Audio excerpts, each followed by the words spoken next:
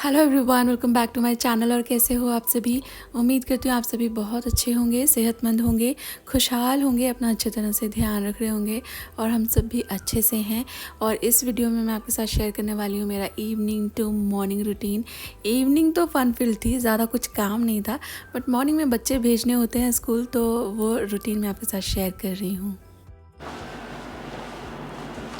और मैं रेडी हो गई हूँ, बच्चों को रेडी होने के लिए भेजा है मैंने, बिकॉज़ अभी थोड़ी देर पहले शर्मा जी का फ़ोन आया था कि तुम लोग है ना तैयार हो जाओ, प्रोग्राम बनाया। पहले मैं बताऊँ, हम लोग का कुछ और प्रोग्राम था। उन्होंने मुझे बोला था, उनका ऑफिस है ना एक बहुत अच्छी जगह पे है, तो वहाँ एक अच्छा कैंपस है फॉर पब्लिक, तो वहाँ जा सकते हैं। तो उन्होंने मुझे बोला था कि मतलब तुम वहाँ आना बच्चों को लेकर। वहाँ पे दूसरे बच्चे जो हैं वो गेम्स वगैरह खेलते रहते हैं, साइकिलिंग करते हैं, स्केट्स करते हैं, तो बच्चों को वो अच्छा लगेगा देखकर। तो पहले तो मैंने सोचा कि जाऊँ ना जाऊँ, देन आई थॉट कि जाती हूँ, मैं बच्चों को लेकर जाऊँगी। और खुशी की कुछ एक बुक्स थी, उसका स्टेशनरी कंप्लीट करना है, तो आई थॉट कि बाहर निकलते हैं, उसकी स्टेशनरी भी मैं कंप्लीट करा दूँगी और साथ ही बच्चों को वहाँ भी ले जाऊँगी। लेकिन इसके बाद फिर कुछ और प्रोग्राम बन गया। तो यहाँ है ना एक कुलचे वाला पॉइंट है, वहाँ हम मम्मी पापा को लेके गए थे, उन्हें भी वो अच्छा लगे था। और वो वडोदरा में काफ़ी फेमस है, थोड़ा ऑथेंटिक अमृतसरी स्टाइल के कुलचे वहाँ पे मिलते हैं। तो मोनू भैया का मतलब नहीं हो पा रहा है वहाँ पे। काफ़ी बार हम लोगों ने ऐसा किया कि चलो आज चलते हैं, आज चलते हैं। कभी वहाँ पे बहुत रश देखकर हम लोग वापस आ जाते हैं, कभी कुछ कभी कुछ। तो आज फिर फाइनली डिसाइड हुआ है कि चलो उनको कुलचे खिला करके लेके आते हैं। और फिर हम सब भी जा रहे हैं, बिकॉज फैमिली टाइम के लिए आई नेवर से नो। मेरा प्लान तो था, मैंने कुछ किचन में तैयारी करके रखी थी, बट देन हस्बैंड सेड कि मत करो, फिर बाद में कर ले। बट देन फिर ये प्रोग्राम बन गया और मैं हो चुकी हूँ तैयार, साथ में कुछ तैयार हो रहे हैं। शर्मा जी यहाँ पे 5-10 मिनट में आ जाएंगे, तब तक मैं ज़रा जितना भी मैंने ये पसारा पाया हुआ है ये सारा का सारा संभाल देती हूँ। ऑल्सो आज तो मेरा दिन मतलब सुबह से ही बहुत ही अच्छा है, मतलब मेरी अपनी नज़र ना लग जाए। सुबह बच्चों को स्कूल भेजने के बाद शर्मा जी ने मुझे बोला कि वो है ना उपमा बहुत अच्छा बनाते हैं। वैसे मैं आपको बताऊँ, वो सारी चीज़ें बहुत अच्छी बनाते हैं, बट बनाते बहुत कम है। उनको किचन में जाने का ऐसा कोई बहुत ज़्यादा मन होता नहीं है। तो मुझे सुबह कहते कि चाय के साथ उपमा खाओगी क्या। मैंने पूछा आपको मन हो रहा है क्या उपमा खाने का, तो ही सेड कि नहीं नहीं मैं बनाऊंगा तेरे लिए। तो मैंने कहा यार क्या मतलब आज सूरज कहाँ से निकला है। तो नेकी और पूछ वाई वुड आई से नो। तो मैंने कहा कि हाँ ठीक है मैं तो खाऊंगी।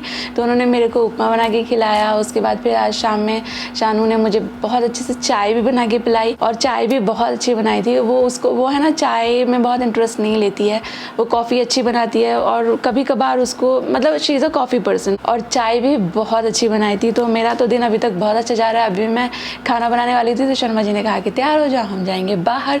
तो आई एम तो फीलिंग वेरी गुड। जैसे कभी कभी ब्रीदर्स मिलते हैं ना तो बहुत मज़ा आता है। पता है एक और बात, जब भी I have good hair day ना, तो फिर मेरा मन करता है इस बार मैं बाल लंबे कर लूँगी, अब कटाऊंगी नहीं।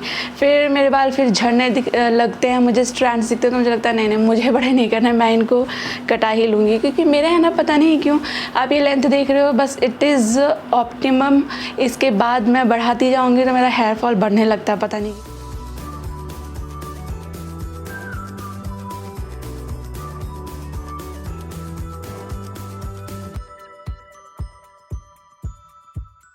और शाम में हम सभी निकले थे बाहर थोड़ा सा घूमने के लिए, मज़े करने के लिए। और प्रोग्राम तो था कि मम्मी पापा भी साथ आएंगे, बट देन मम्मी का मन नहीं हुआ तो पापा भी उन्हें कंपनी देने के लिए रुक गए। And then we all went to this very famous, Vadodara में काफ़ी फेमस है ये अमृतसरी कुलचा जॉइंट।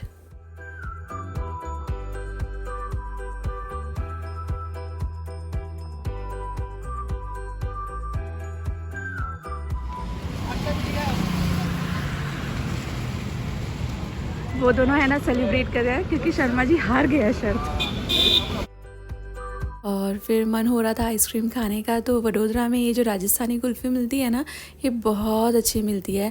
वो वाली जो आइसक्रीम्स होती हैं जो बिग जाइंट्स की होती हैं ना, ब्रांड कंपनी वाले, वो तो खाते ही रहते हैं, लेकिन ये जो राजस्थानी कुल्फ़ी है इसका मज़ा अलग ही है। इतनी गर्मी हो रखी थी तो घर आते आते शर्मा जी को वापस से कुछ ठंडा पीने का मन करने लगा, तो मैं उनके लिए बना रही हूँ यहाँ पे लेमन आइस टी। रेसिपी आपके साथ शेयर कर रही हूँ। मैंने यहाँ पे ना टी कॉन्कॉक्शन तैयार कर लिया है, जैसा रेगुलर हम चाय पीते हैं दूध वाला, उससे हल्का, यानी कि ब्लैक टी आप जैसा पीते होंगे ना वैसा बना लीजिए। और इसके बाद इसको कर लीजिए ठंडा। और फिर मैंने एक टॉल ग्लास के अंदर डाला है काफ़ी सारा बर्फ़। इसके बाद ये कॉन्कॉक्शन ऐड कर दिया। उसके बाद नींबू का रस, पुदीना का पत्ते इस तरह से तोड़ करके ऐड करेंगे इसके अंदर। और फिर नॉर्मल ठंडे पानी से इसको जो आपका ग्लास है उसे फिल कर लीजिए। मिक्स करते रहिए अच्छी तरह से। आप चाहें तो ये जो चाय जो हमने उबाल के रखी है ना, इसको ट्रे में जमा के रख दीजिए। तो फिर आपका जब भी आइस टी पीने का मन करे बस वो क्यूब्स निकालिए, पानी मिलाइए और पी लीजिए। वैसे ऐसे भी फटाफट से बन जाती है और बनती बहुत अच्छी है। शर्मा जी को मेरे हाथ का आइस टी पसंद है, आप ट्राई दीजिएगा। रेसिपी बहुत अच्छा है, सिंपल सी होती है, आप बनाइएगा आपको भी अच्छा लगेगा। And then next morning it is.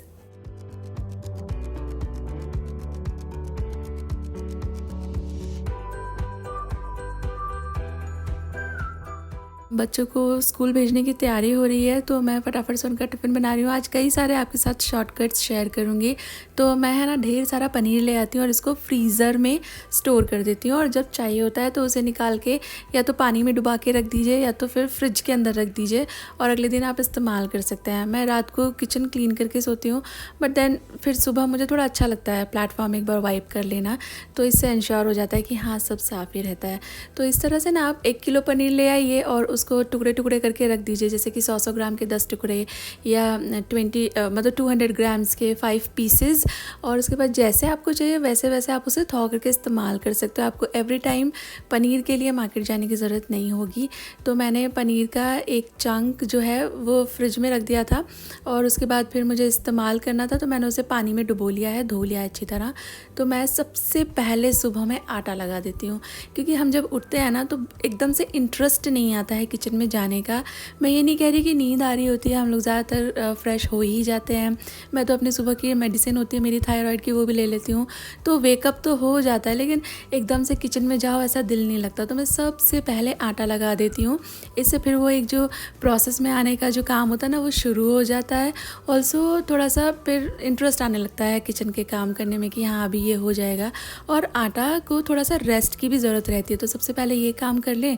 अभी आटा 10 मिनट साइड में रेस्ट होगा, तब तक आप सब्ज़ी बना सकते हो। एक सब्ज़ी शेयर कर रही हूँ आपके साथ जो कि फटाफट से बन जाती है, 5 मिनट वाली ये सब्ज़ी है। तो मैंने एक कैप्सिकम ले लिया है, एक अनियन लिया है। ये सारी चीज़ें आप रात को धो करके साफ़ करके रख सकते हैं, सुबह बस चॉप कर लीजिए। और मैंने जो है ये जो मेरा प्याज है, कैप्सिकम है और मैं इसमें पनीर भी मिलाऊंगी, तो सारी ही चीज़ों को लगभग एक जैसा चॉप करने की कोशिश की है, जिससे कि देखने में अच्छे लगें। और अगर आप बच्चों के स्कूल के लिए टिफ़िन बनाते हो ना, तो फिर घर में ये कैप्सिकम, पनीर, आलू, भिंडी, इस तरह की चीज़ें जिनका कुकिंग टाइम काफ़ी कम रहता है, इनफैक्ट पालक, मेथी, वो सब हमेशा रखा कीजिए। तो ये सब्जियां हैं ना 10 मिनट में बन जाती हैं। थोड़ी सी प्रोसेस की ज़रूरत होती है, वो हम शाम में कर सकते हैं। तो मैंने पनीर भी यहाँ पर आप देखिए अच्छा सॉफ्ट हो चुका है ना, तो पनीर भी कैप्सिकम और प्याज जैसा ही काट लिया है। सब कुछ हो गया है रेडी। अभी मैं पैन चढ़ाऊँगी और मैं इसमें थोड़ा सरसों का तेल डाल रही हूँ, ये अच्छी तरह से स्मोक हो जाएगा। इसके बाद मैं इसमें ऐड करूँगी प्याज और कैप्सिकम साथ में ही, क्योंकि मैं ये टिफ़िन के लिए बना रही हूँ, बच्चों के लिए बना रही हूँ, तो मैं इसे ज़्यादा फैंसी नहीं कर रही हूँ, फटाफट वाला कर रही हूँ, क्योंकि सुबह में इतना टाइम नहीं होता है। और ये 1 चम्मच दही, 1 चम्मच मलाई के साथ इंस्टेंट ग्रेवी मिक्स रहता है ना, वो मैंने मिलाया था 2 चम्मच। सारी चीज़ों को मिला करके एक पेस्ट बन गया था। इसको मिला दीजिए और फिर थोड़ा सा भून लीजिए, पनीर मिला दीजिए और इसको ढक्कन लगा के रख दें। 2 मिनट में सब्ज़ी हो जाएगी रेडी। मैं ये नहीं बोल रही हूँ कि आपको इंस्टेंट ग्रेवी मिक्स ही इस्तेमाल करना चाहिए, but once in a while आपको जब भी जल्दी है, स्पेशली लंच बॉक्स के लिए आप प्रिपरेशन कर रहे हो, तो घर में फ्रिज में ऐसा चीज़ें जो आपको लंच बॉक्स बनाने में हेल्प करें, आपका कम से कम टाइम में ज़्यादा से ज़्यादा काम हो जाए, ज़रूर से स्टोर किया कीजिए। और वैसे ये जो इंस्टेंट ग्रेवी प्रीमिक्स रहता है ना, इसकी रेसिपी बहुत ही इजी है। आपको चाहिए तो मुझे बताइएगा, मैं ज़रूर से फिर आपके साथ शेयर कर दूँगी। तो यहाँ पे मेरी सब्ज़ी ऑलमोस्ट हो चुकी है रेडी। टाइम है पराठे बनाने का, तो मैं दोनों बच्चों को 2-2 पराठे देती हूँ, इससे ज़्यादा वो खाते भी नहीं हैं। 2 भी पराठे वो स्कूल में तो पूरे नहीं खाते, बट फ्रेंड्स वगैरह के साथ शेयर करते हैं तो इतना तो चाहिए ही। तो पराठे भी मैं सुबह में एक ट्रिक के साथ बनाती हूँ, जिससे कि मेरा कम से कम टाइम में ज़्यादा से ज़्यादा मुझे आउटपुट मिल सके। तो मैं तवा फुल फ्लेम पे रख देती हूँ और एक एक पराठा हम बोलते हैं इसको पचाना, यानी कि सेमी कुक करना, और उसके बाद फिर उस पर दूसरा पराठा डाल देती हूँ। तो मुझे बनाने हैं 4 पराठे। तो आप देख ही रहे हो स्क्रीन पे मैं किस तरह से इसे हैंडल कर रही हूँ। 4 पराठे मैंने साथ के साथ ही तवा पे डाल दिए हैं और अभी मैं इस पर लगाऊंगी घी। बस मैं इसे फ्लिप करती जाऊंगी, मेरे सामने जो भी साइड आएगी पराठा की जिस पे घी नहीं है उस पर मैं घी लगाती जाऊंगी, और अगर घी है तो मैं फ्लिप करूंगी ऐसी साइड के लिए जहाँ पे घी नहीं है। तो ऐसे ऐसे मैं सब तरफ घी लगा दूंगी और ऐसे ही सब तरफ से सेक लेंगे। ऐसे पराठा बनाने से ना कई सारे फ़ायदे होते हैं। पहला तो ये कि एक साथ कई सारे पराठे बन जाते हैं। दूसरा, नॉर्मल से काफ़ी कम वक्त लगता है ये पराठे बनाने में। थर्ड, एक दूसरे के प्रेशर से पराठा सिकता बहुत जल्दी है, तो वैसे भी टाइम बहुत ज़्यादा बच जाता है। एंड फोर्थ, एक दूसरा पराठे जो एक के ऊपर एक है ना, तो इनका घी एक दूसरे पे लगता है तो आपका घी भी काफ़ी कम लगेगा। चाहें तो ये एक्सपेरिमेंट करके देखिएगा, 4 पराठे अलग अलग बनाइए और 4 पराठे जैसे मैंने अभी आपके साथ ट्रिक शेयर किया ऐसे बनाइए। आप नोटिस करेंगे कि टाइम, एफ़र्ट और घी तीनों ही काफ़ी कम लगा है। तो पराठे हो गए रेडी। ज़रा खाना थोड़ा रूम टेम्परेचर पे आ जाए, एकदम गरम गरम मैं नहीं देती हूँ टिफ़िन में। इसके बाद मैं इनके रोल्स बना के दे दूँगी।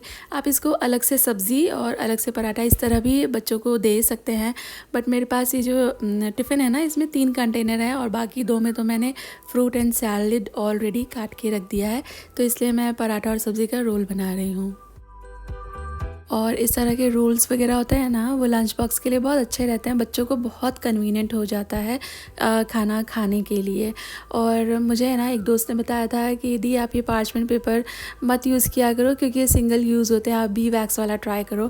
तो मैंने वो देखा था अमेज़ॉन पे, but they are quite expensive.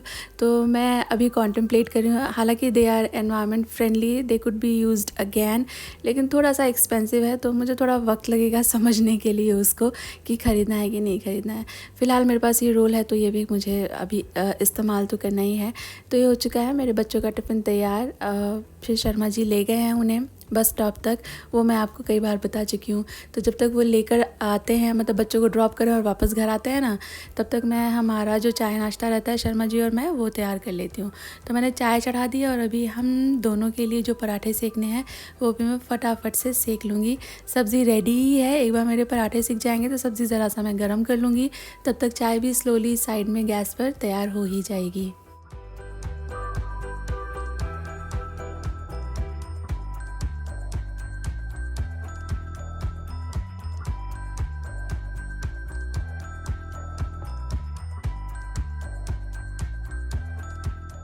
और मैं जैसे बच्चों के लिए पराठे बनाए थे वैसे ही पराठे बना रही हूँ। वैसे मैं आपको बताऊँ, सुबह में भी क्या, हमेशा ही मेरे हस्बैंड अगर पराठे खाते हैं सब्ज़ी वगैरह के साथ, तो जो एक ट्रायंगल वाला पराठा होता है ना, मतलब सेम ही रहता है, सिर्फ इसको फोल्ड कर देते हैं हम 2 बार तो ट्रायंगल जैसा बन जाता है।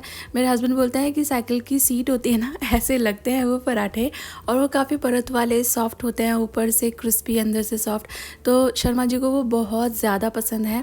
हम लोग ऐसे वैसे तो हर टाइम पराठा नहीं खाते हैं, ब्रेकफास्ट में ही बनता है, वो भी हमेशा नहीं बनता है। तो जब भी बनता है तो मैं यूजुअली उनके लिए वही बना देती हूँ, बट सिंस आज मैं मूड में थी ना, फ्लो में थी इस तरह पराठे बनाने के, तो मैंने फिर इसी तरह से बना लिया है। बट वो जो ट्रायंगल वाले पराठे रहते हैं ना, वो सच में बहुत अच्छे लगते हैं, अलग ही उसमें एक सॉफ्टनेस होती है, अलग ही उसमें एक टेस्ट रहता है।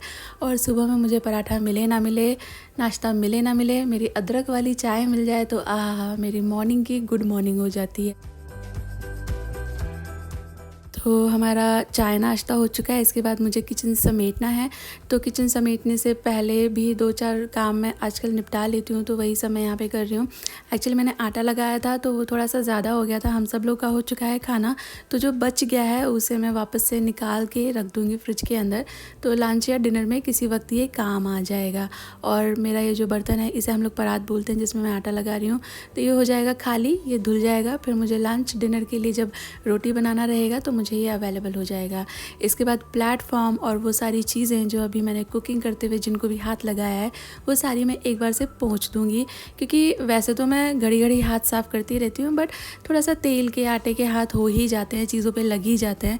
एक बार वाइप कर देने से फिर उन पे स्टेन नहीं आता, सुंदर साफ़ तो बने ही रहते हैं वो। और मैं है ना दही भी जमाने वाली हूँ, तो दूध मैंने जो है वो गर्म कर लिया था, बट शायद थोड़ा ठंडा हो गया होगा, मैं उसको एक बार से फिर से उसका टेम्परेचर चेक कर लूँगी। करूँगी। गैस वगैरह, प्लेटफॉर्म वगैरह मैं एक बार साफ़ कर दूँ तो फिर दही जमाने की तैयारी शुरू करूँगी।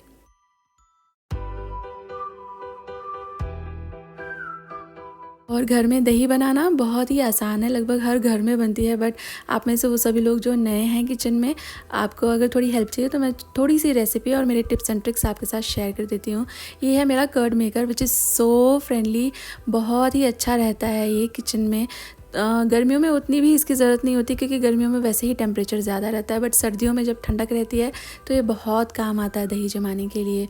तो दूध मैंने रख दिया है गर्म होने के लिए। आप देखिए मेरी सबसे छोटी उंगली से मैं टच कर रही हूँ, ऐसा लगे कि आपको नीम गर्म लगे, बहुत गर्म नहीं कि आपकी उंगली सह ना पाए और उंगली में ठंडा लगे, ऐसा भी दूध नहीं चाहिए। नीम गर्म सा होना चाहिए और आपका ये जो कल्चर है यानी जामन, दही, ये अच्छी तरह फेटा हुआ और रूम टेम्परेचर होना चाहिए। ये दो चीज़ों का आप ध्यान रखिए, दूध आपका नीम गर्म हो और जो दही जामन के लिए आप ले रहे हो, कल्चर जो आप ले रहे हो, ये रूम टेम्परेचर हो। दही अच्छे से फेंटने के बाद मिलाइए दूध के अंदर और दही मिला देने के बाद भी इसे अच्छी तरह एक बार फेंट लीजिए। और इसके बाद मैं इसको कर्ड मेकर में रख रही हूँ। अभी आप इसे ऐसे ही किचन में छोड़ दीजिए तो भी दही आपकी 4-6 घंटे में जमी जाती है।